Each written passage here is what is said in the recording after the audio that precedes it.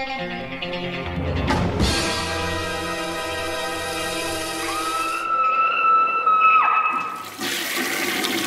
guys, what's up? It is week 277, and before we get into the reviews, I want to let you guys know that my final episode of Summer Series is recording tomorrow. This is Friday when I record. It's recording Saturday. It won't be out for a while, but it's the 07 episode with 77, 87, 97, 2007. So check out Summer Series, my 83 to 73, whatever. That one already posted. So yeah, if you know what Summer Series is, you're into podcasts, check it out. There'll be a link below to the podcast and all that jazz.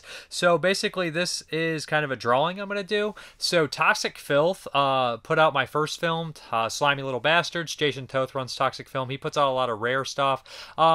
Originally, he would put out stuff not put on DVD or Blu-ray. He started putting out independent movies, all that kind of stuff. So he did a limited run of Slimy Little Bastards on Blu-ray. I just got my edition in the mail today. These are burn on demand to let everybody know, but he sent me a few over, and I'm going to give one away in a contest. All you have to do, all my patrons are going to be entered automatically, but all you have to do is basically send an email to davidparker1986@live.com, and in the headline put Slimy Little Bastards, or Slime SLB is probably easier for you, or contest, or whatever you'd like to do. I'll draw in a couple weeks. Essentially, this is my first film. It's short, it's goofy, it has a lot of problems with it, but this is the first time it's ever had all the features that we did for it. I made some blooper reels and some deleted scenes. They're not finished or anything like that. That never made the DVD. The DVD is no longer available on Amazon, or I don't have it anymore to sell. So it's essentially, I guess, out of print, except for this Toxic Filth edition. So if you want to buy it, I'll put a link for Toxic Filth below. But if you want to enter the contest, just send an email to davidparker1986@live.com, and you have a chance to win this. It has the feature, the old commentary, the old making of on there, and then it has a bunch of bloopers and stuff that we added on, and a trailer and a new introduction. So if it sounds like it's up your alley, this also has some cool artwork on here by Tyler Harris, if I believe. He does a bunch of the artwork. So anyways, it's a goofy little fun movie. I know it's dirt cheap, but obviously I have a special connection to it since I made the damn thing. If you're interested, check it out. Or, enter the contest or buy a copy. So we're going to hop into the reviews, and the first one up is a documentary by Wild Eye. And Wild Eye doesn't really focus on too many documentaries. I believe they've done a couple, but this one caught my attention right away. This is The Acid King.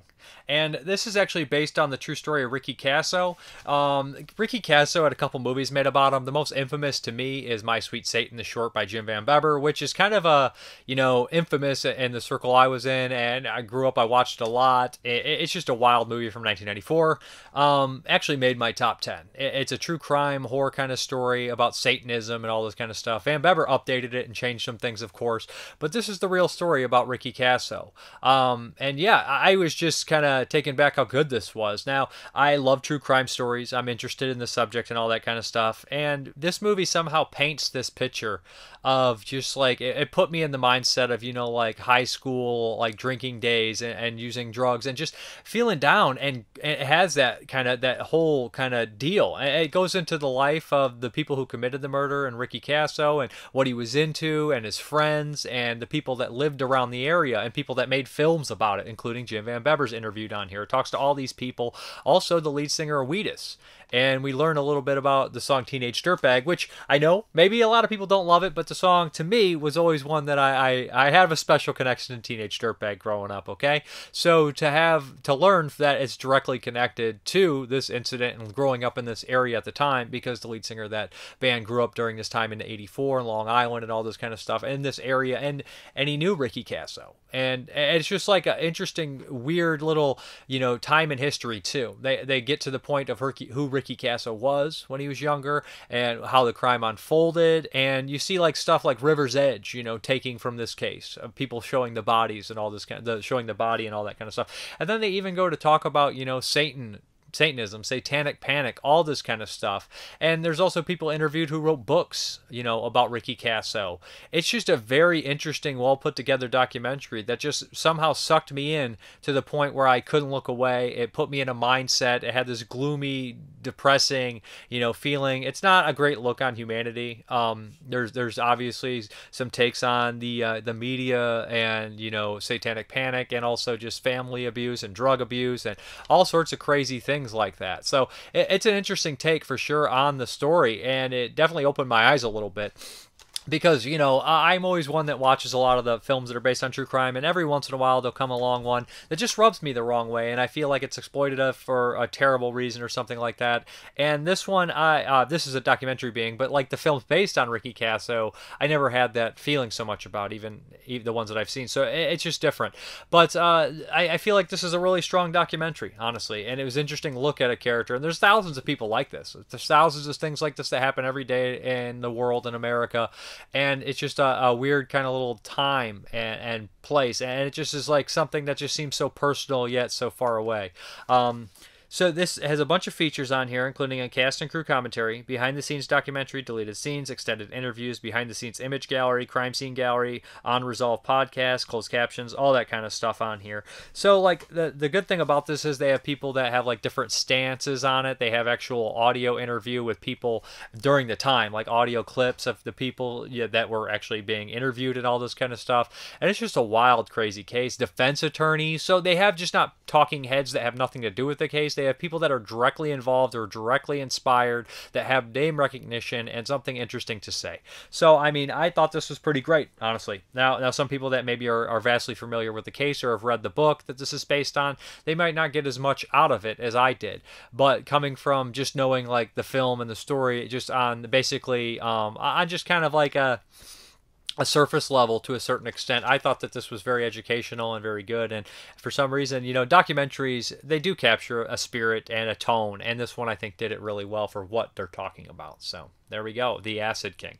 Okay, the next one up is from MVD Rewind Collection, and this is Desperate Hours, the 1990 remake. I believe the original has Humphrey Bogart in it. I've actually never seen the original, confession time, but this one has a really strong cast. It has Mickey Rourke, of course, Anthony Hopkins, who else pops up in here? Elias Cotes, David Morris. Oh, geez, I know I'm missing a bunch of people, but I think it's a really well cast film. It's well acted for the most part, I think, and it's directed by Michael Cimino, who did like The Deer Hunter and what is it? Is it Days of Heaven or Heaven's Gate? I always confuse those two titles. I know they're different. One's Terrence Malick and one's Cimino. I think it's Heaven's Gate, to be honest. So anyways, yeah, this one, I didn't know much to expect out of it, honestly. I had heard about it just because the name recognition and who's in it, and that it was a remake and stuff like that, but I never actually got a chance to watch it. So I put it in, and it starts off like a very 90s thriller, although like it's a remake of, I think, a 40s or 50s piece. So essentially, Mickey Rourke is this really intelligent, violent criminal,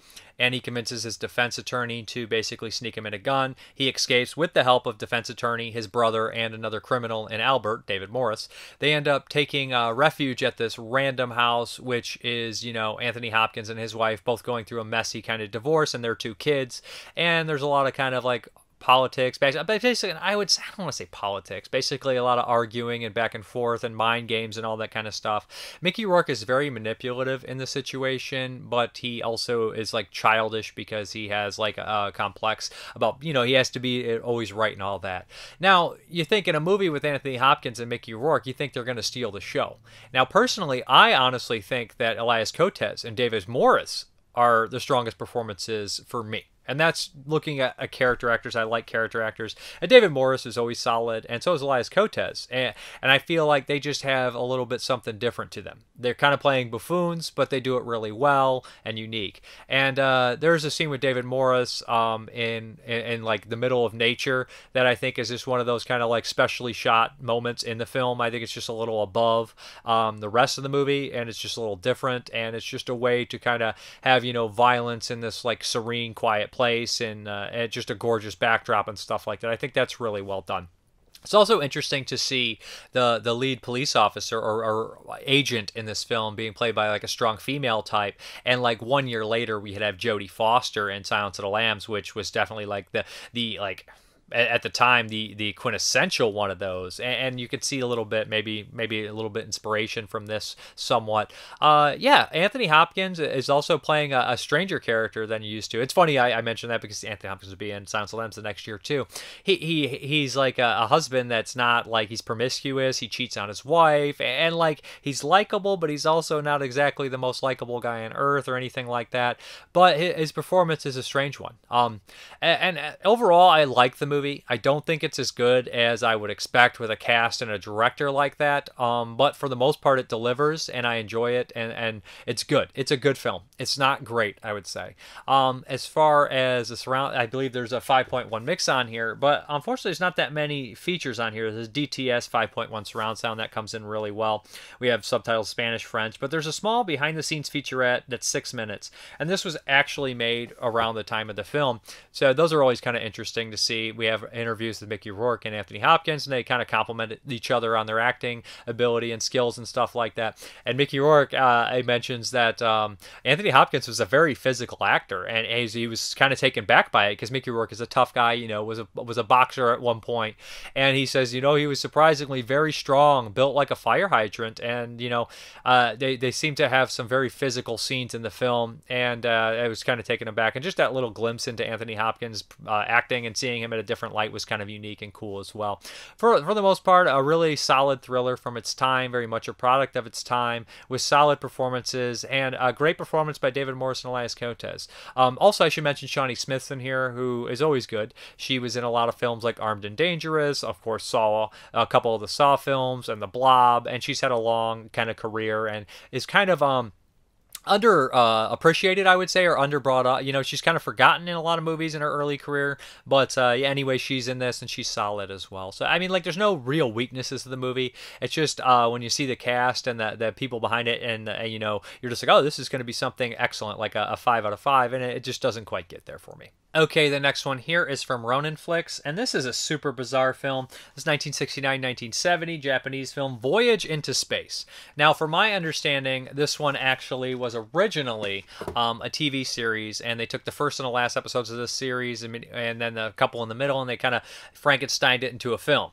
Now, if you watch this, you'll obviously see that it has huge kaiju-style elements in there, and of course Power Ranger-style elements with like the giant robots fighting and everything like that. It's very kid-friendly. I would say this is generally directed at a child audience and whatnot for its time.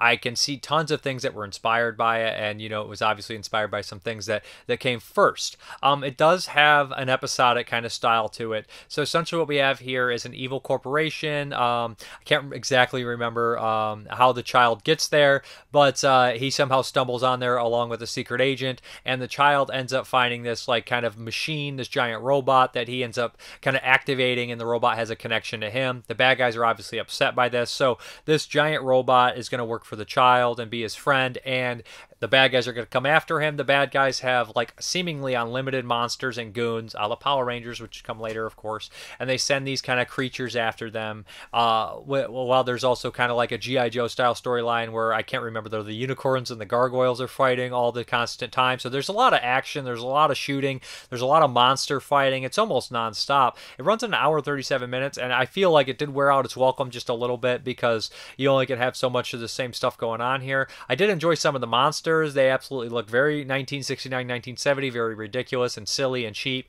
Some of the bad guys had these crazy makeups and crazy get-ups. One of them looks straight up like Destro, except he has these really thick eyebrows and stuff. It is poorly dubbed to the point of, unintentional comedy, which can be distracting, but at the same time, it's a plus to the movie.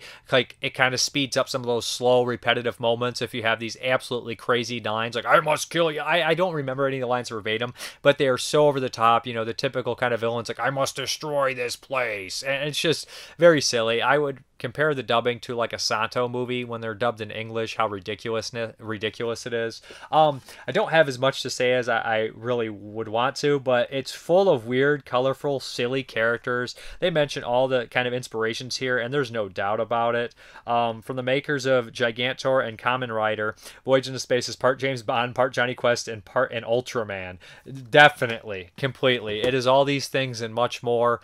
Does it land as well as a lot of those things? Absolutely not. But it is definitely a nice little piece to put on and a Saturday morning and have your kids check out this A Voyage into Space.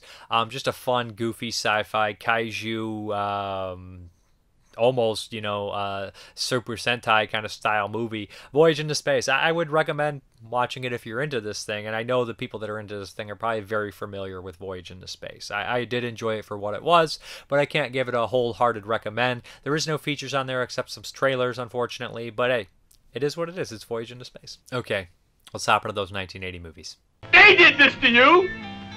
They're trying to turn us against each other!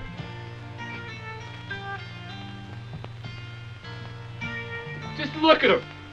What do they know about friendship anyway? I'll get them. You watch. I'll take care of those sons of bitches. Watch it, Alan. I'm shooting. Oh, good Lord. It's unbelievable. It's horrible. I can't understand the reason for such cruelty. It must have something to do with some obscure sexual rite or with the almost profound respect. Getting very careless. Blood in your hair. What will we do? You want to look pretty, don't you? Pretty for me. I can't believe you're not afraid. All you have to do is piss on it. Goody cat blood, ain't you? God damn it, Ralph, get out of here. Go on, get. Leave people alone. You'll never come back again. Oh, shut up, Ralph. It's got a death curse. Evil. God, my leg. God, my leg. I'm here. You're here. There's a fog bank out there. Messenger of God. You're doomed if you stay here. Demanding everything, including blood. John, I want this material burned. All of it.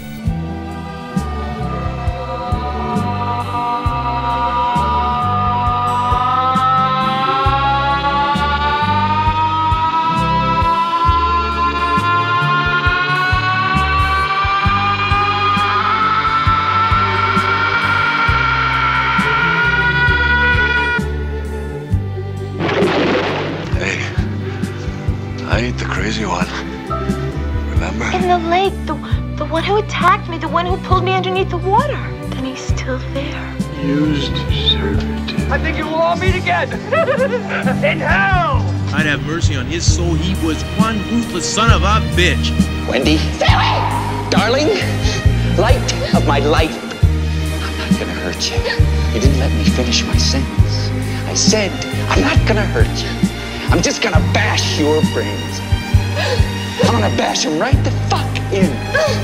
Well, Dad, are you proud of me now? Do I measure up? Huh? My son was a son of a bitch, and he was no good. That's it. My son is dead. I don't want to talk about him no more. Oh, see me. You're gonna die.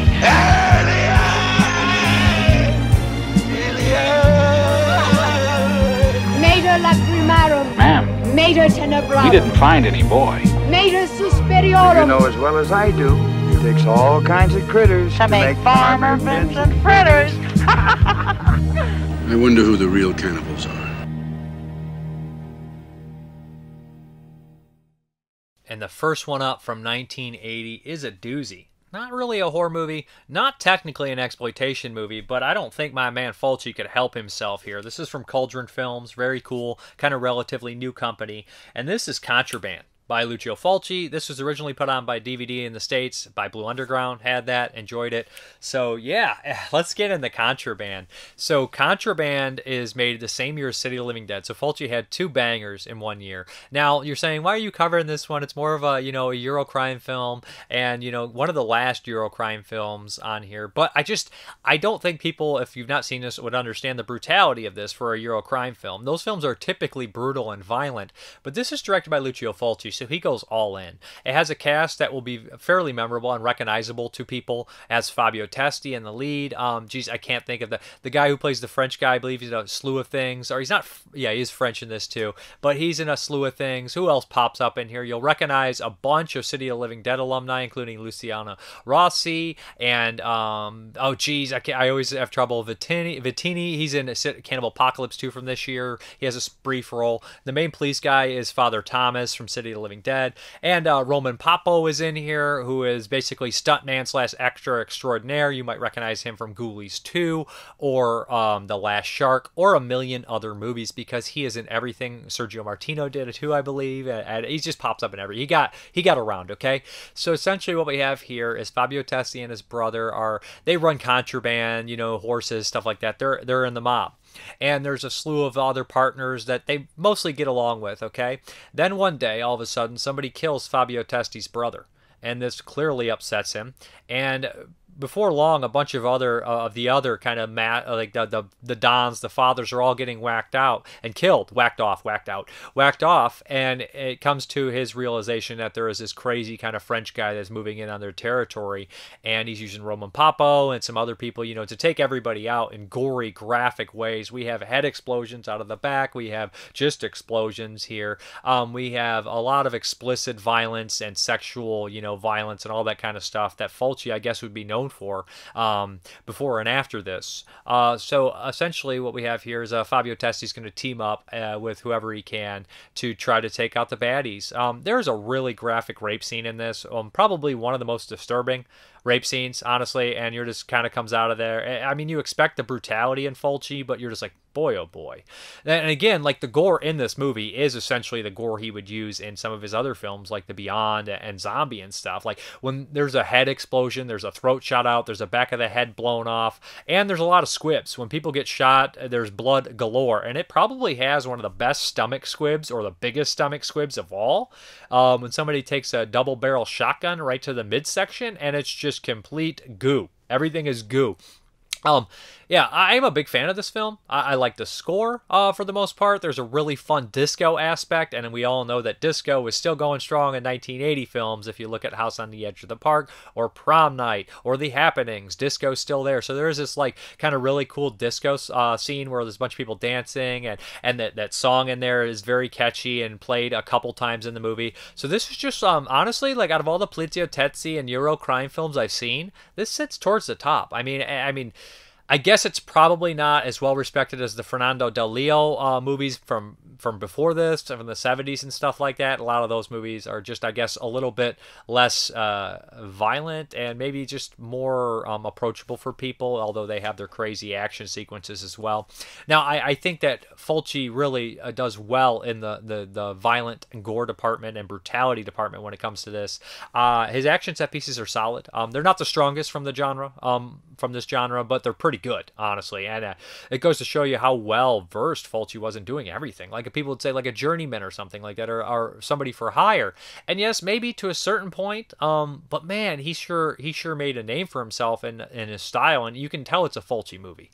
So I would kind of fight back on that. And like I said, he's my second favorite director, so you'll never hear any real ill will towards Lucio Fulci from me.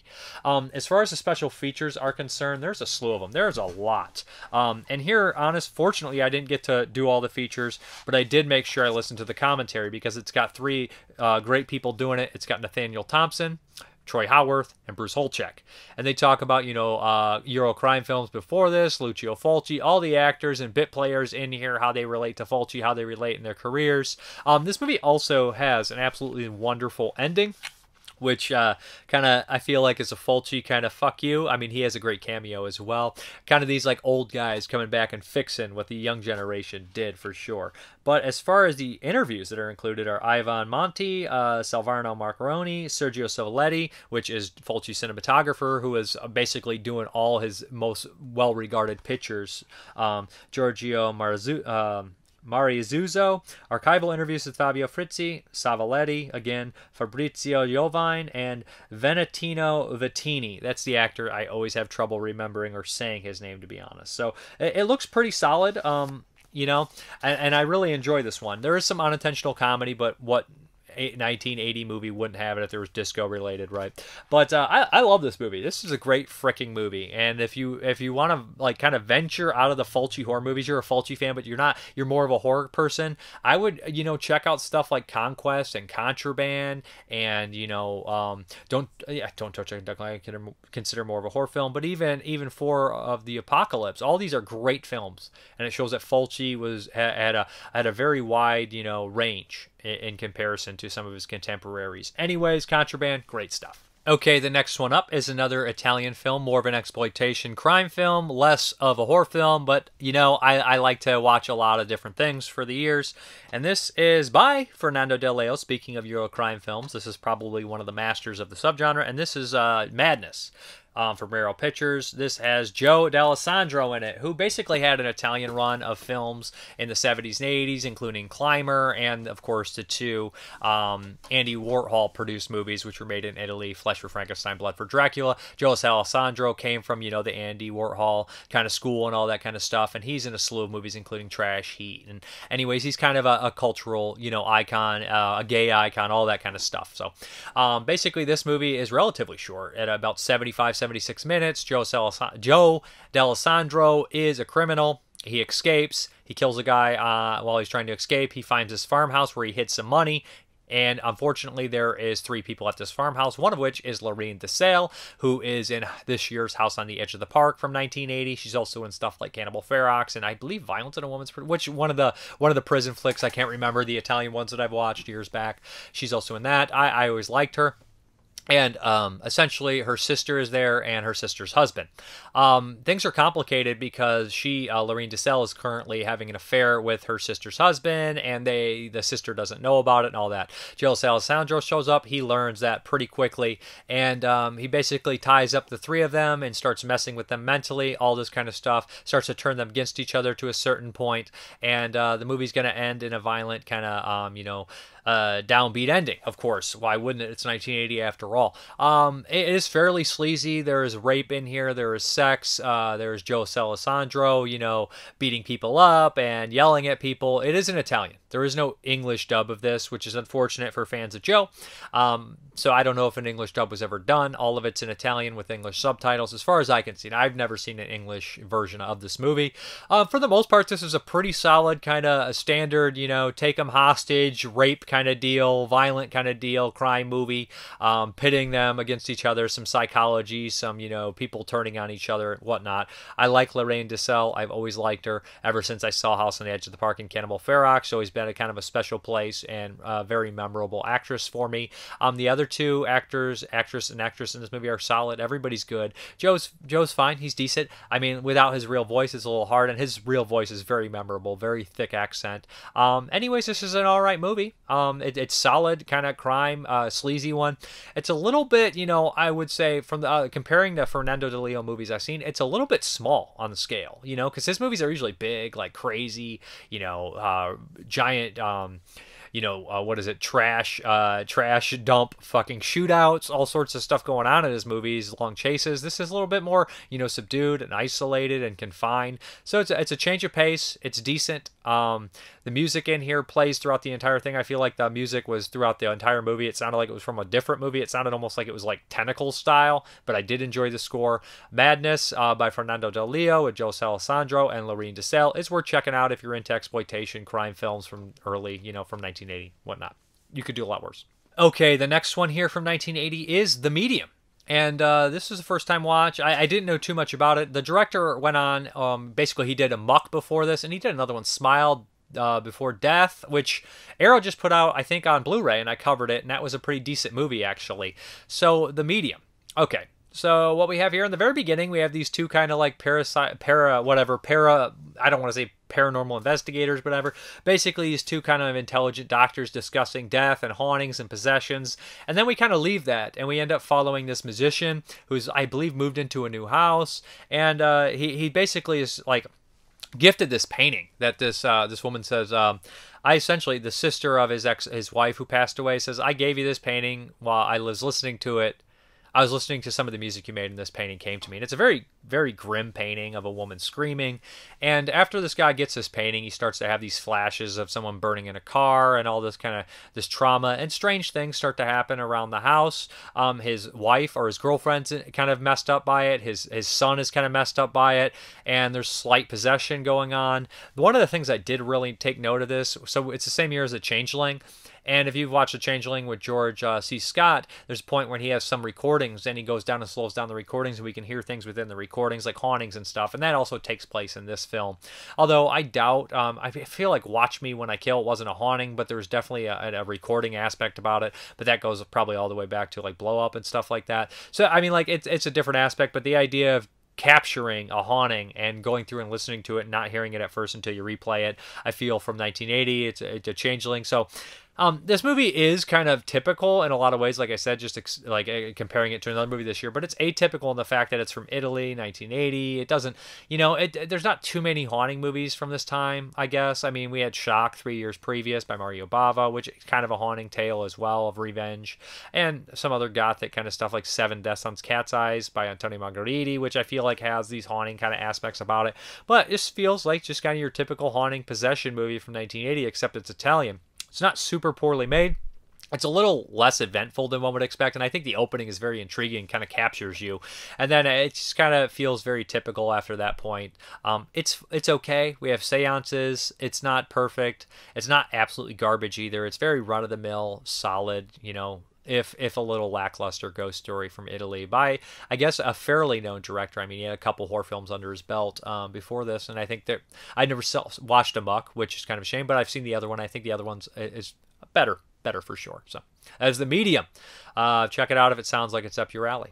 Okay, the next one here is Harlequin with Robert Powell and David Hemmings, aka Dark Forces. This is an Aussie flick. This is a first-time watch. I could have swore I've seen this one before, but I actually had not. Now, the director, Simon Winger, he did a bunch of movies. I was actually shocked when I looked him up. He had, like, a bunch of movies under his belt, a slew of films, and I can't recall any of them right now, unfortunately. But he had a lot of movies, a lot of known movies that I think a lot of people would dig. And like, so watching this one, I immediately picked up that it's a Rasputin story, right? We have this politician, there's this kind of David Hemmings, who's trying to work his way up, the political ladder, and his wife, and they have this son who's really sick. And one day Robert Powell shows up at the kid's birthday party dressed as a clown, kind of intervenes in their life and intercepts in there, and he basically starts to heal this kid right off the bat, very, very much like Rasputin, right? And the wife becomes directly attached to Robert Powell. And a lot of, David Hemmings' political figures around him are kind of telling him, stay away from this guy. He's no good. He's going to hurt your political career and all this kind of stuff. And we start to have these kind of two different storylines going on, who Robert Powell is. Is he this evil person that manipulates families? Is he a grifter, or is he someone who has these actual magic powers and everything like that? Or is the truth somewhere in between? So David Hemmings is the kind of the torn character that has to determine all this kind of stuff. It is interesting that Hemmings is in this, because I know did he possibly produce this one, because he directed a movie around this time in Australia called The Survivor, which I did enjoy as well. So Hemmings, I think, did have like a small production company and did produce some things like that, and I know he directed a couple over there as well.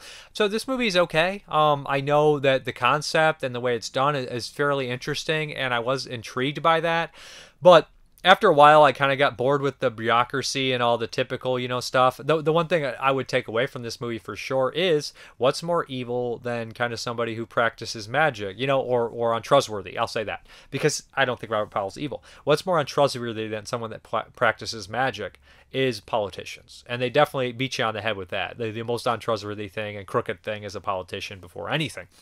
So it's a decent movie. It's basically a retelling of Rasputin in more of a modern sense, with political stuff and all that kind of stuff. And what happened to Rasputin was political in a lot of ways too, and whatnot. So I feel like this movie is good. I think that other people will like it much more than me. It just didn't really connect with me on much of a level. I know a lot of people do enjoy this one, and they would probably pull some more interesting things from it than I did. Just watching this first time, I came away thinking it's okay. It's nothing I would want to be, super, excited to revisit, but I could see a lot of people getting more out of this one for sure. So that is Harlequin, aka Dark Forces. Okay, the next one from 1980 is a TV movie called The Aliens Are Coming. And right away, within the first 5 minutes, I noticed Ed fucking Harris, who we'll be talking about later in this video. This is early Ed Harris. It's a very small role. So what we have here is a group of, people that are obsessed with UFOs. They track what happens to all these kind of UFOs in the area, and they're very, very interested in it. They are a much more intelligent and well-rounded group than one would expect. And it's funny because because the lead guy who does a lot of the investigation, who's kind of our protagonist here, is such a silly character in ways, because he's like almost like this character doesn't exist in real life. He's like a UFO expert, but he's also like, you know, witty and like suave and picking up ladies. It's like, I don't think these two things go together very much nowadays. If you look at a lot of the people obsessed with UFO, not that I'm hating on people that are obsessed with UFOs, but come on, let's be honest here. So essentially, they realize that something strange happened. There was some UFO activity, and we do see what is happening on the other end as well. There's this like family that lives kind of on the outskirts. They're very nice. They're a perfect kind of family of a father, a son, and a wife. And the father is just your run of the mill kind of more intelligent Homer Simpson style kind of guy. And one day he is basically attacked by the aliens. The aliens kind of take over his body, and they give him this strange machine to keep his kind of like basically his power source. And he works at this dam, and the aliens obviously have some bad intentions, because they want to have him kind of infiltrate this dam. The husband's personality completely changes. You know, people at work, his family is noticing he's not right.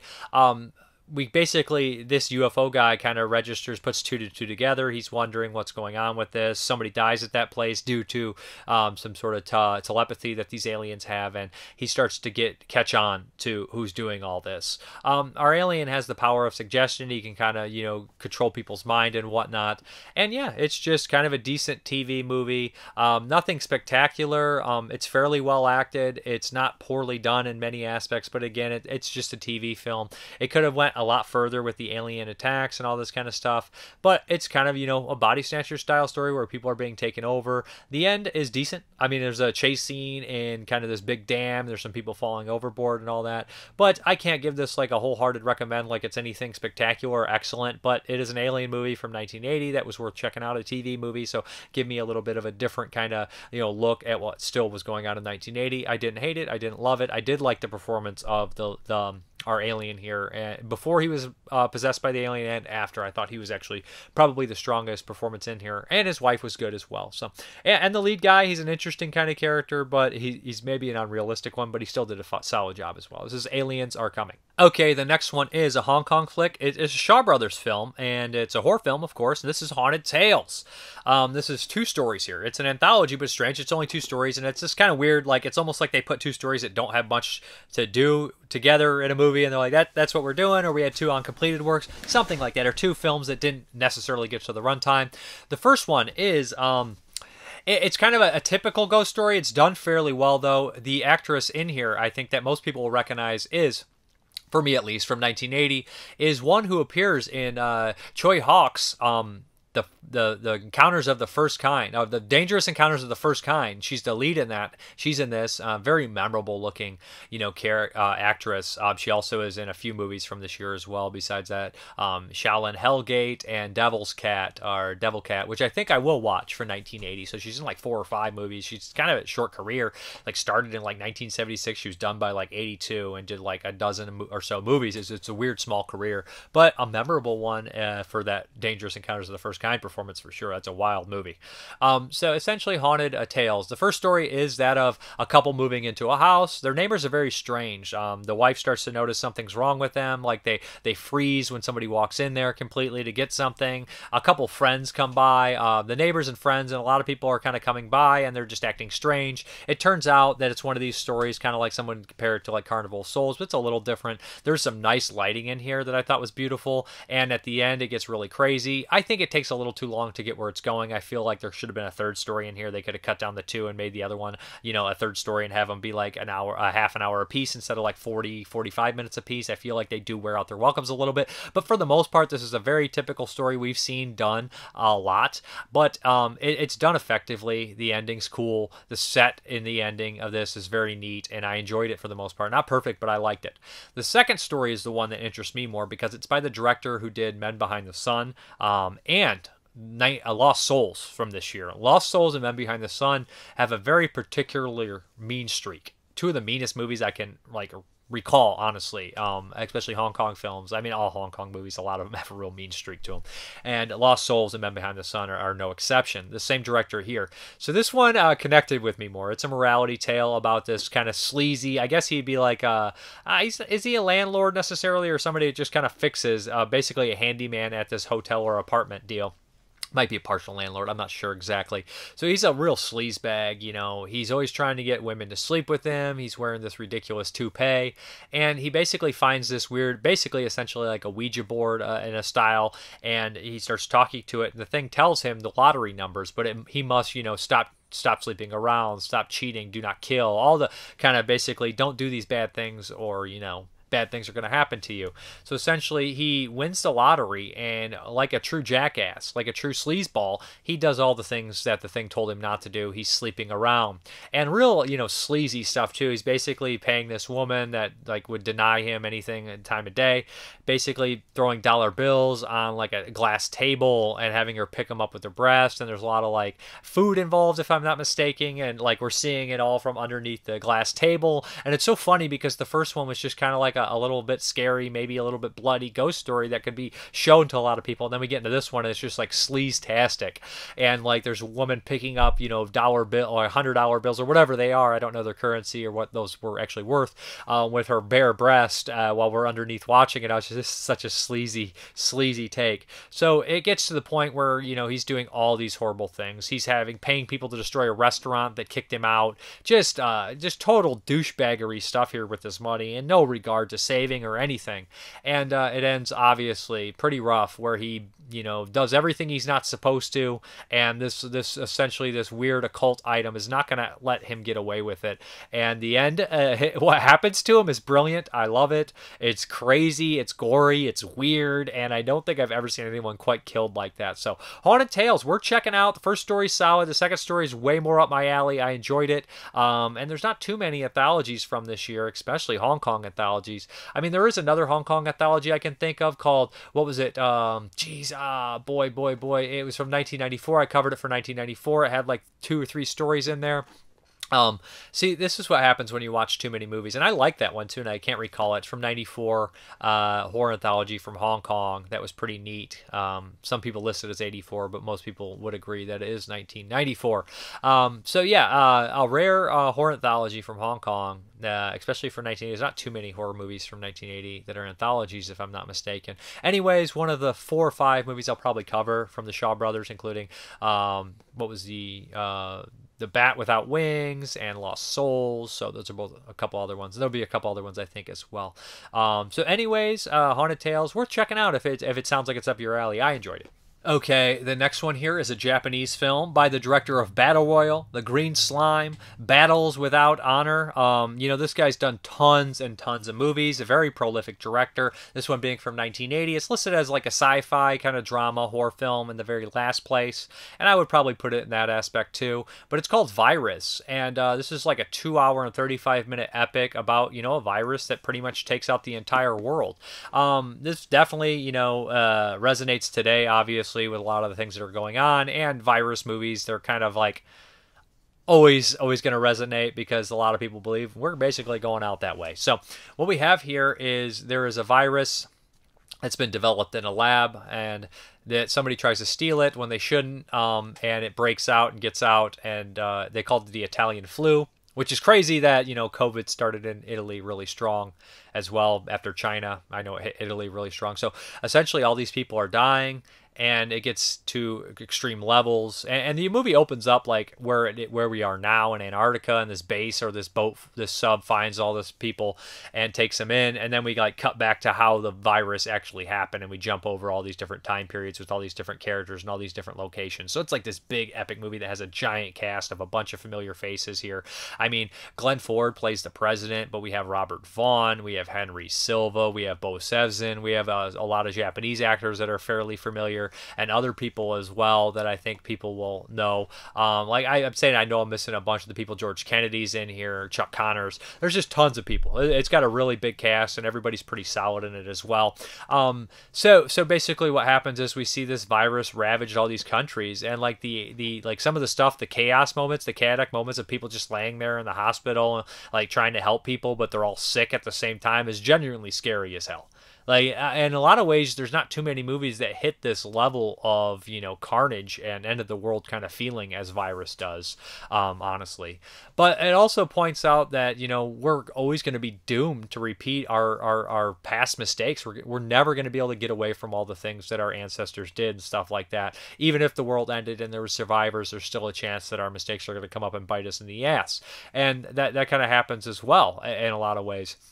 But it is cool to see like this big international cast of all these different characters from different countries and all that kind of stuff. Edward J. Olmos is also in here, but they do some crazy shit when it comes to Olivia Hussey as well. When they have like all the men. Basically, because the only people that survive were all people that were isolated on Antarctica because the virus can't survive the cold. So there's like, I want to say like 800 men or something like that, 300 men against like 8 women. It's just like, oh boy, this is not going to end too well for that.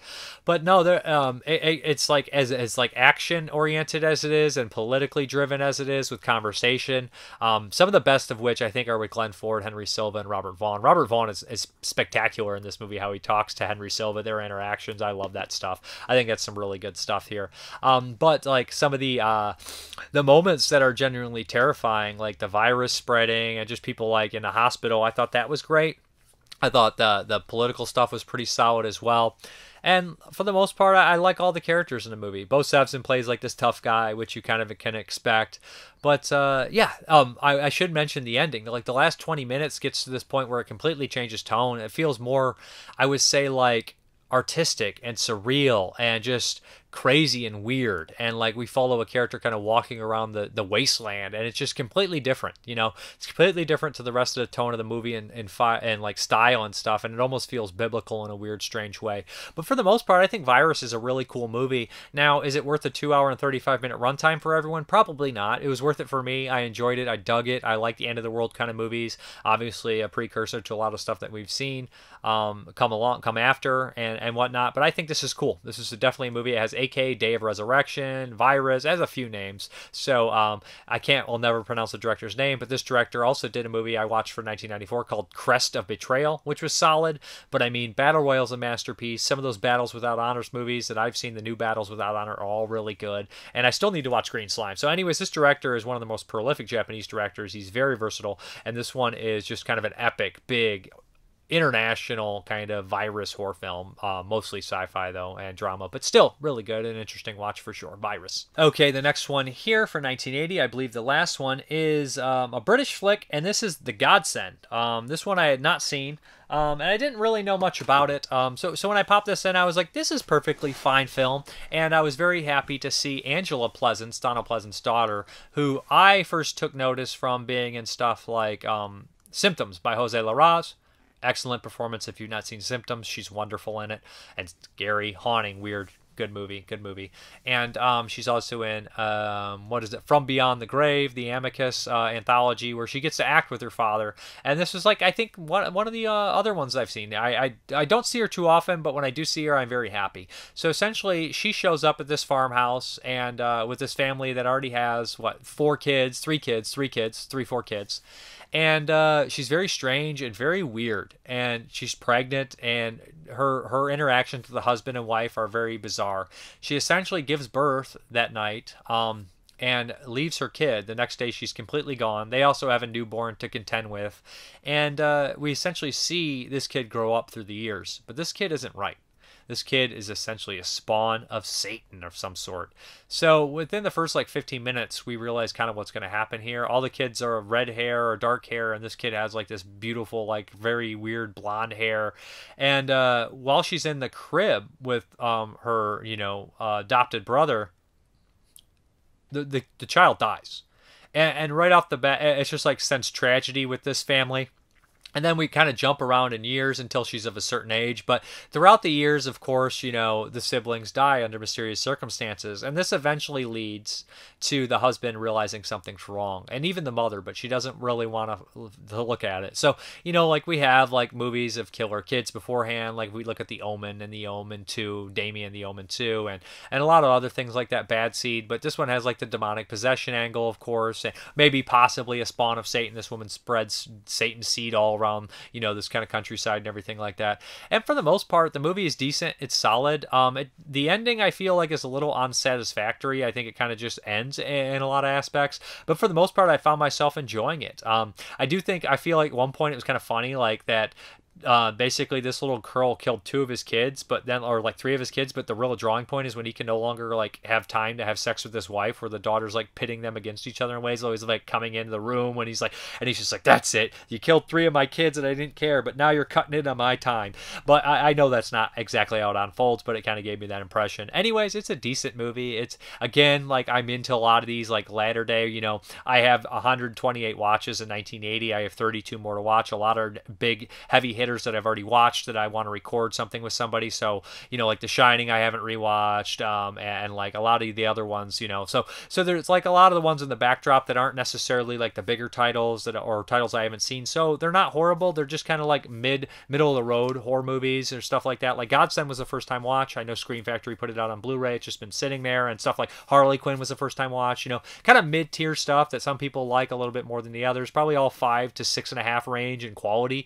And Godsend no different. So if it sounds like it's up your alley, check it out. It comes with the outing on the disc. This disc is out of print, but if you want to pick up the outing, aka the lamp, Vinegar Syndrome reissued that. The Godsend's decent. Like I said, I don't fork out $50, $60 for an out of print Blu-ray. Just rent it if you can or something like that. I don't think it's worth that kind of price tag or anything. But yeah, anyways, it's decent. It's fine. Okay, the Patreon pick this week is from Jim Simon, I believe, and this is Snatch from 2000, directed by Guy Ritchie, who did Lock, Stock, 2 Smoking Barrels and a bunch of other movies. Now, Guy Ritchie is a director I've heard his name a bunch of times. I'm not as familiar with as I should be. This has a great cast. Jason Statham, which is a very early role for Jason Statham, has Brad Pitt, Benicio del Toro. Who else is in here? The guy from Cockneys and Zombies pops up in this one. Jason Fleming. There's a lot of people in this movie, of course. How can I? Vinnie Jones, a lot of memorable people, a lot of good actors in here, fun actors. Dennis Farna. So yeah, this is just kind of a comedy of errors crime film that's very entertaining, very funny, has, like I said, a lot of memorable dialogue, a lot of memorable characters, a lot of different dialects and craziness going on. It's a very fun film. Like, I don't love it as much as I should. I didn't see it when it initially came out. I saw parts of it, and I know it has like a huge kind of, I feel like this has a cult, you know, following, honestly, and for good reason. Like I said, it's entertaining, and it's very much a product of its time, though, when a lot of the crime movies were being made in the early 2000s. They had like a comedy spin to them, and I have nothing really negative to say about the movie, but I feel like a lot of the characters are vastly memorable. So essentially what we have here is Jason Statham and Ian Fleming, and what is his name? Jason Fleming. Oh, they're both Jasons, yeah. So basically, they're like boxing promoters and whatnot, and they're setting up a match where their guy is going to fight Bricktop's guy, who's this crazy, violent gangster. And something happens where they go to pick a caravan up, and their boxer gets really messed up by Brad Pitt, who the movie's words is like a gypsy, these Irish gypsies that live in these trailers and everything like that. Is that Fleming? Fleming's an actor that I always mix up. I think Fleming might be Brad Pitt's guy. I'm mixed up with Fleming. He's an actor that I don't always know. I think it is actually Brad Pitt's brother or something in the movie. I'm confused. Anyways, forgive me. I think Fleming is actually Brad Pitt's brother. Don't quote me on that. Fleming is an actor. I know he's in a lot of movies that I've seen, just never really registers with my brain. Okay, so what we have here is essentially that's all in that storyline, and they get involved with this. But at the same time, there's a diamond that is being transported by Benicio del Toro, who is a gambler, and he obviously has some issues. There's some Russians that help partake in the robbery. And these guys are going to try to double-cross Dennis Farna, who's in New York waiting for the diamond and whatnot. So it gets really crazy and convoluted where all these people are trying to steal the diamond. There's a couple guys that are hired by the Russians to steal the diamond and make it look like a robbery of this pawn shop. But that messes things up because, you know, Bricktop runs this pawn shop, so everybody's intertangled and mixing in, and there's going to be chaos and insanity, and you don't know who has the upper hand. You don't know what everybody's thinking. entertaining. Like I said, there's a lot of comedy of error stuff going on here with like botched robberies and silliness. And Vinnie Jones comes in and he's basically hired by Dennis Farna to whoop a lot of ass. And he has like these interactions with Boris, who is the crazy Russian guy. And there's a lot of funny things among that. Yeah, it's an entertaining, goofy, weird, bizarre movie. Like, I'm trying to think, there is films that I would put this in line with, which is funny because I think this is a little bit more gritty, I guess, than something like Big Trouble with Tim Allen, which came out years later.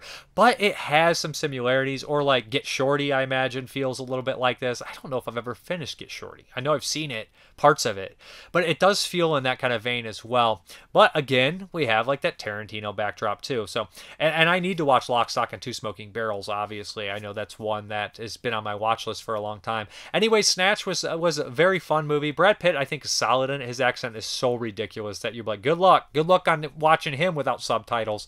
But yeah, it's I don't know if his character is perfect. I don't love his character. I think he's good. I think he's fine. But you know, he's probably the one that was, I feel like he was a product of the time, you know, like at that time, like that character, people are like, oh, I love Brad Pitt in that movie and Snatch. And I think Brad Pitt's an excellent actor, but this isn't one of my favorite Brad Pitt performances. It's a fun performance, but I think it's very much a product of its time and, you know, place and all that kind of stuff. And I would put like Fight Club kind of in the same vein. Like, I know Fight Club is vastly loved and everything, but I think it's very much made for its time and fits best in its time it is. Well, most films do. But, you know, yeah, this one definitely feels of its time, and I don't know if it has as much appeal to me. You know, I wouldn't call this a timeless film, if that makes any sense.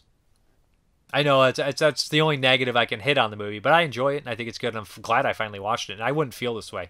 I would not feel this way if I saw it when it came out, I don't think. You'll notice some music cues that are very similar to Shaun of the Dead, too, so that's cool. Anyways, Snatch. Good stuff, of course. I'm glad I got to watch it finally. It definitely was a blind spot that people are like, oh, I can't believe you've never seen Snatch. I know, right? It was a movie my brother really liked, if I'm not mistaken. Hey, guys, we're here for You Ain't Seen. This is my pick for you. 1981 George Romero movie, Knightriders. One of his only non-horror films besides stuff like There's Always Vanilla and some of his documentaries. I guess Amusement Park could be argued. Some of his other ones could be argued. But yeah, this one's definitely not a horror film. It is a drama. Not a period piece, but it is made kind of like one. So this is a strange film with a runtime of about 2 hours and 25 minutes. It's an epic. It follows basically a Renaissance fair, but instead of doing like horseback, they're on motorcycles, which fits George Romero perfectly. With, you know, he had the bikers in Dawn of the Dead and all that kind of stuff. So anyways, this follows the story really of Billy. Yeah. And that's played by Ed Harris. This is one of his major starring roles. He hadn't done much before this, only a few films, and he's really excellent in it. It's a very tormented, torn, kind of divided performance. Also has Tom Savini, Christine Forrest. Every George Romero regular you can think of most likely is in here. John Apples, Joe Pilato, Ken Foree, Scott Reiniger, Tasso, so many memorable faces. So if you're a Romero fanatic or a fan, you'll recognize all the regulars in Pittsburgh. Produced by the Rubenstein, who did Dawn of the Dead. It was like a 3-picture deal. I think it was something along the lines of he had to make a sequel to Day of the Dead, but he got to do... So it was like Knightriders, Creepshow, and Day of the Dead, all in a row. All really excellent movies. And I think it's funny because you have Knightriders, which is very independent, I believe, but big budgeted somewhat. Not big budgeted, but independent with money. And then you have Creepshow, which is more, I think, appeals to like a studio. And then we kind of go back, take a step back, and Day of the Dead, although its budgets would suggest a decent amount, but it's low budget. I think it's away from the studio again. Romero never really ever wanted to make studio pictures, and you could see like him being torn between making studio pictures and moving along and leaving Pittsburgh and stuff like Martin, and especially Knightriders. Knightriders is the most like that. Yeah, so there's an inner turmoil between characters in here as well, what they want to do, and it's just an epic. So go ahead, what do you want to say about it? Ooh, what do I want to say about it? I mean, it is a very long movie, and it does kind of like follow like almost like a destructured plot. Basically, it's this like traveling troupe, and they're torn whether they should like Billy's sell torn. out. Yeah, Billy's not torn. He wants to stay. So basically they're provided an opportunity to like kind of like travel like a much larger circuit of entertainment, to where kind of like half of the members of the band like, yeah, let's do this. And Billy's like, no, we have to stick to our vision. I mean, I'm not going to sell out. I mean, it's a very... on the nose for Romero's film career. Yeah, it very much is. And so, like, Tom Savini is, like, the antagonist, I guess you would say. But not really, yes. Not really, but, I mean, he's, like the, you know, oh, we're going to do it. We're going to make an effort. He wants to. Because a lot of these people are tired of starving and not having, you know, putting in the hard work. And you see Billy, and, like, he's all beat up and, like, you know, could probably, like, die at any moment. He'd die for his craft. He'll die for what he believes in. Right. He's very... I guess what's the righteous. He's very righteous, and righteous behavior sometimes can be bad. To be honest, like, the dialogue is really good in this in comparison. Like, not comparison to Romero's work, but just the performances people carrying the dialogue. Like Savini doing dialogue, he doesn't typically get that much dialogue in a lot of films, but I feel like his acting ability is kind of underrated, and you can see that here. Well, what I was going to say is that, like Savini being an antagonist, like, he's a very good antagonist. I mean, he does a phenomenal job in this. Well, I think there is a lot of Savini in here. I think George saw who he was and knew him very well. And I don't mean this as an insult. I think that he played into the Savini kind of style. You know, the ladies' man, the show-off kind of deal, the whiz kid. He's good at everything. So they played into that. Like, I'm trying to think whoever... actors are in here, but I think the guy that played Merlin, I don't know who he was. He was a strange actor. They did mention it was almost Morgan Freeman, though. Which is really? Yeah. I thought that he was fantastic. To try out for the role. An argument? Yeah, he explains it in the special features. No, it's very dramatic, and it has those matter-of-fact conversations that Romero's so known for me. Like, you know, how they'll just address racism or stuff like that right in the movie, or abortion, and it's not like they don't hang up on it. And in this, they do a homosexual character that they just bring up, and it's some very natural conversation that I don't think you would see in a very Hollywood movie for this time.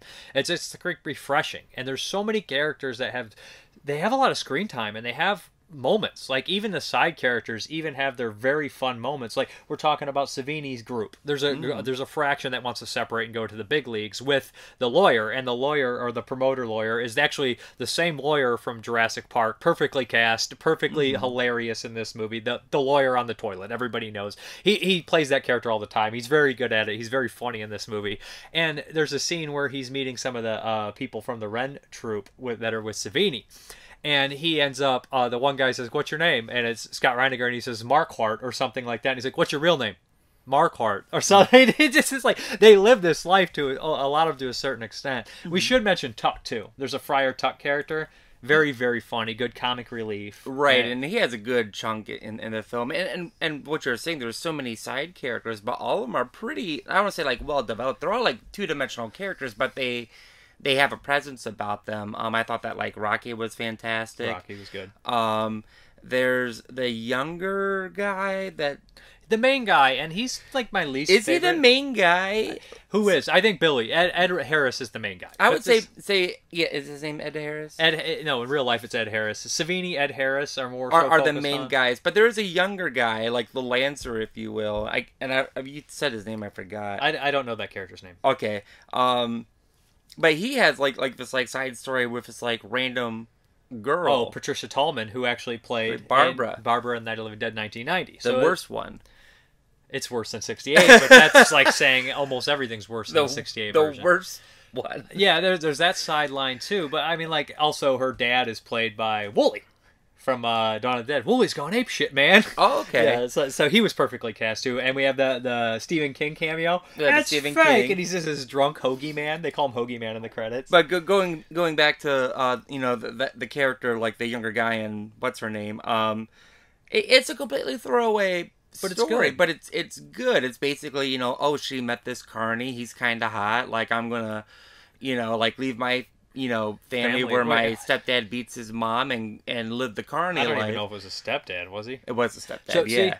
But then it ends out of nowhere. Like, it doesn't end out of nowhere, but it's like... He took the time to give those characters a moment. Remember? He did. Her mom Like when she leaves and they make that eye contact, then And Carney makes the eye contact with her, and there's that Right. moment of developing her character. She goes and dumps the glass out. She has a whole Not many 30-second directors scene. would do that little moment, but to me, those moments they really add to the sum of the parts. Right. And like I said, a Steel in Day of the Dead, a goon character that should by no rights have any human decency to him, but they give you those couple moments of it, so it makes him just much more lived. You know, he feels real, and I feel like doing that helps a lot. You know, those little touches, and he was very good about the little touches in his films. We talked about this, and this one feels like a mini series. Like they could have had the whole 8-hour version and cut it into 7 or 8 episodes, because it feels like there's a lot here. And the first 20 minutes, you're just like, what is this weird, hokey, strange... This is a rewatch for me, but a weird, hokey feeling about it. But after a while, you get sucked into their lives. It's very captivating. Right, I would say maybe like the first 30 minutes or so, I was like, I don't know what's going on. I don't know what this is. Because I didn't tell you anything about it. You know, I thought that maybe it was like a post-apocalyptic, like, we've reverted back to medieval society, except now we got machines. I'm like, okay. No, it takes place in 1976, and it's just a run fair where they use motorcycles, then there's drama. I'm like... This is a movie. There is stakes, and the end showdown is really, really entertaining because it's like 6-on-6, and you know all the characters, right? And it took the time to develop those characters. Yeah, so you know who everybody is, and like in reality, you don't even hate Savini. Like, I love the part when he goes to Hollywood, and like he thinks like one way. You know, it's very much obviously to Romero's film career. He gets taken to Hollywood. He is with a beautiful woman. He thinks she's just gonna be like showered in affection and money, and then she's like, "My husband's coming home," and it like shatters that reality. And then he's spending all day, you know, laying there taking pictures instead of, you know, performing, instead of riding the bike, and instead of having that freedom that he used to have at the Renaissance Festival. So it's just so cool, and I can't. I have to make sure I tell you how good Ed Harris's performance is. It is like a star-making performance. He is so good in this. He's such a torn character, and they give him these moments with a lot of the side characters kind of develop with the music, and then that plays in at the funeral at the end and stuff. It works really well, and it has that long line of Romero fucked up endings. Like, we have Night, then we have Season of the Witch, then we have The Crazies, and then we hit, Martin, and then they're all fucked up, they're all dark, they're all twisted, and then we have Dawn of the Dead in there, which is not as dark ending, but then we come back to Knightriders and do it fucking again. Right, exactly. And then I think he never really ever hit that dark ending. I mean, the movies have been dark. Maybe Bruiser's dark, but they've been dark, but they never had... Diary does have a dark ending. I can't remember the ending to Diary. I can't remember, like, Land, Diary... No, but I'm just saying that he, like, with the Dead films, his endings got more happy, even if the world outlook as a whole was worse, the first 3 at least.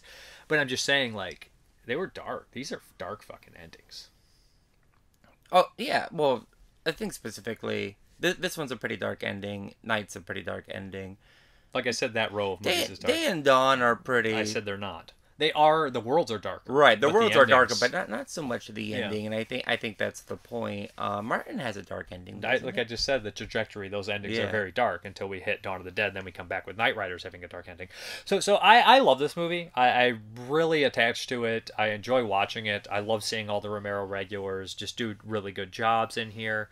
There's just so many people, and you'll notice like a lot of extras that were Dawn or just in the extras back here. Like even one of the bikers is the guy's like, "You need any more men down here?" Right. Man, this is where they dumped him in. Like just so much of that. Like everybody's in this movie. I really like it. It's not a movie you can watch 100 times over. It's like every 10 years maybe, because it's such like an epic and it's just so different. The music's really good too.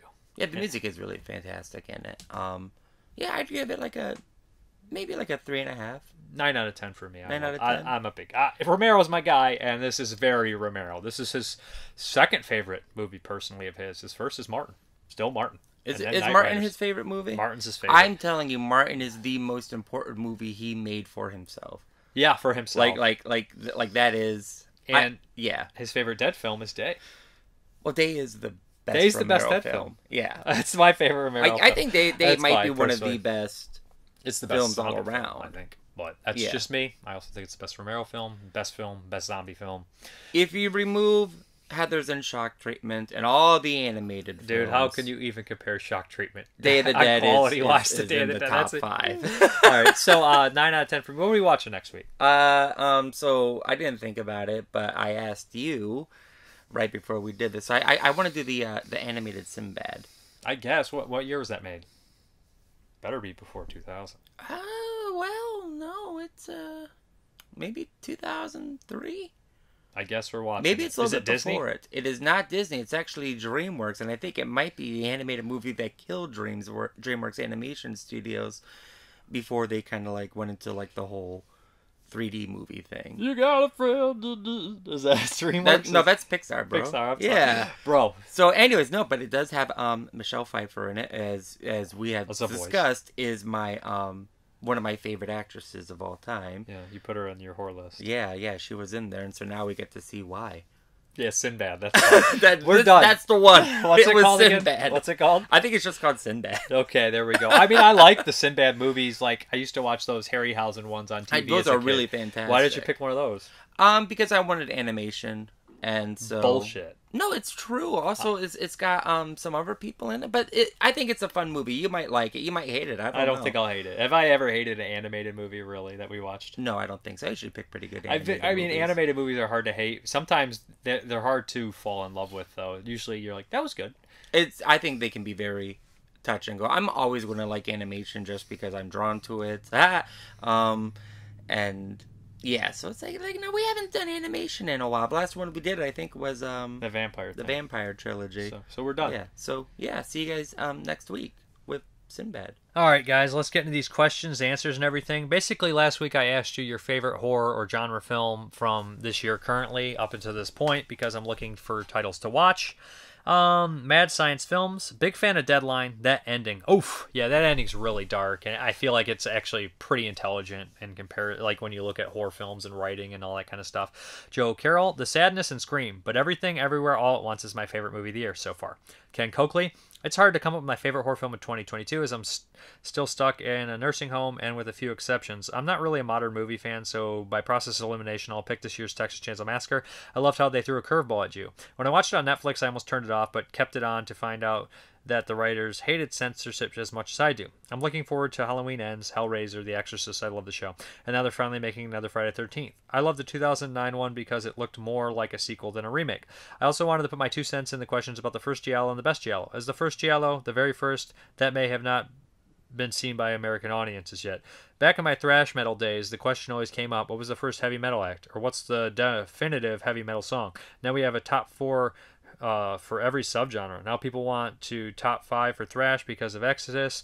I also want to apologize for the Dennis Leary comment. I meant to say that the woman in St. Tanis' Devil's Mask looked like Dennis Leary's ugly sister. Anyway, she was butt ugly. Yuck. I get you, man. I didn't mean anything. I know you didn't mean anything by it. I just wanted to make that clear and everything like that. But yeah, like, it's so hard to predict what the first of anything is. Like, you know, I guess it's just like if you look at slashers, people would say Black Christmas, some people would say like proto slashers, like tons of movies, but at the end of the day, like, definitive is, you know, Halloween or blood, you know, whatever it is, it's hard to say. I guess it's a trajectory, right? Smudge. My favorite 2022 horrors that I've seen are The Cursed and The Sadness. Not a great year so far, but we haven't had a great year since 2018. So what are you going to do? COVID was a massive wrench thrown into the entire movie industry. No doubt. Jason Bovey, your blind spots continue to shock the hell out of me. The House on Haunted Hill? My God, man. I know, right? There's a lot of them. But hey, at least I'm honest. RB, great show as usual day. For best 2022 movie so far, I'll go with X. I will always have a soft spot for solid slasher, and X is definitely above average. I'm still waiting for the 2022 horror movie that's truly great. I haven't seen it yet. Nick Mua, phew. Even though 2022 is mostly over, it still feels so new to me. For my favorite film thus far, I rather enjoyed The Coven, aka The Long Night. The director made the most of an okay screenplay and made excellent use of his lead, Scott Taylor Compton. Also, both Ty West and Mr. Cronenberg show once again they still have it with X and Crimes of the Future. These two top-notch directors simply aren't allowed to retire or die. Questions. We once discussed non-horror directors being quite good at making horror. Is the reverse true? Might a horror director be excellent at directing outside the genre, like a period epic or a rom-com and so on? I mean, it all depends on the director, right? Geez, I think so. I mean, I'm trying to think of it. Like, we're talking about George Romero this week and his Knightriders, which isn't a horror film, and Romero's considered mostly a horror director. Knightriders is a great movie to me. It's a good drama. It's a good kind of deal. So I would say that they do. A lot of people like David Cronenberg's later work, like History of Violence and Eastern Promises and stuff like that, and people don't consider those horror films. So a horror director definitely can work outside his genre and do a good job. It all depends on the director. It's basically, there's some horror directors that I don't think probably could, and that's just the way it is. I mean, but a lot of the legends of horror filmmaking, they didn't set out to just be strictly horror directors. It just kind of fell into their lap, right? And they just kind of embraced it, or it's all they could get funding for, and it is what it is. Or it's just a way that they could talk about certain, messages and themes within the horror film, because you can get away with a lot of that there. Which is your favorite incarnation of the Invisible Man story? It's got to be the original Invisible Man story. I mean, I've seen a couple here and there, like the couple Japanese Invisible Man stories, but I don't think they're nearly as good as the original Invisible Man story. And like stuff like Kug Rifkin, which is Adam Rifkin's Invisible Maniac. So I mean, like that one, or Hollow Man. But I just mean the original is clearly the best one. Period. That and it's been so long since I watched the original, I can't even pick details out, except that there's some cool aspects about it. I remember I liked the original story by H.G. Wells as well. So I really appreciate your Fear Clinic review. You always shed a new and interesting light on films I like. Thank you. D. Gulag, I'll agree with your hot take on Jack Frost 2. The Master of Movies, Presswood, DVD collector. Have you been watching my videos of mine lately? I said, no, I have not. I just subscribed recently, and I don't watch all that much YouTube, but if I get around to it, I will let you know. Movie Junkie Reviews. To All Good Night and the original House on Haunted Hill are guilty pleasures. I barely remember Fear Clinic. Have you watched the series? I completely forgot there was a series, or didn't know. Now, I do remember that Kane Hodder and Robert Englund were in it together. I remember that was a big deal, but I just guess I never really paid much about the TV series, mind to it, and I completely forgot that was the film that had the TV series. So I do not know about the TV series. I'd like to know if it's any good. I thought the movie was okay. Not great. Travis Linscomb, I got a bundle for Mondo as well. I wasn't sure if it was a misprint or some foreign language thing. Oh, the misprint makes more sense. I assume it's a misprint, or the Orrible Sexy Vampire is a strange name. Dustin Mills, Everything, Everywhere, All at Once. Bill Rodriguez, I guess the Black Phone so far. Liked Men a lot too. Cassidy Botwin, so far it's either Pleasure, Dash Cam, or X. Dan Gersrick, Sadness, Donald Farmer, X by Ty West. John Devlin, overall, Everything, Everywhere, All at Once, Whore, X. Thomas Blust Jr., Virus 32. Belinda McKay, Nope. Eric Waters, Glorious. Lacey Logo with my biggest surprise of the year so far, which is Orphan First Kill. Tom Brooker, The Sadness. Jason Michael Willard, The Sadness, and X. Jason Lindbergh, Prey, or X. Neil Machindo, Jason Lindbergh, Prey was so much fun. I guess he agrees. Peter England, Bull by Paul Andrew Walker, who did London to Brighton and The Cottage.